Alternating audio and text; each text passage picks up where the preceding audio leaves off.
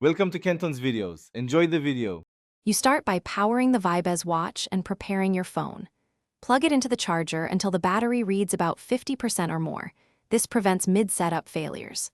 Once done, install the Vibez Connect app on your phone and grant Bluetooth and location permissions so the devices can pair.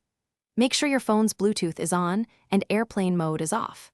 This initial step reduces connection errors and speeds pairing, so you can move smoothly into account setup and customization next. You'll now pair and configure the watch. Open Vibez Connect and tap Add Device. The app scans for nearby Vibez watches. When you see the code on the watch, enter it in the app to confirm pairing and grant notification and health data permissions so steps and heart rate sync correctly. Once paired, set your time zone, choose a watch face, and define activity goals.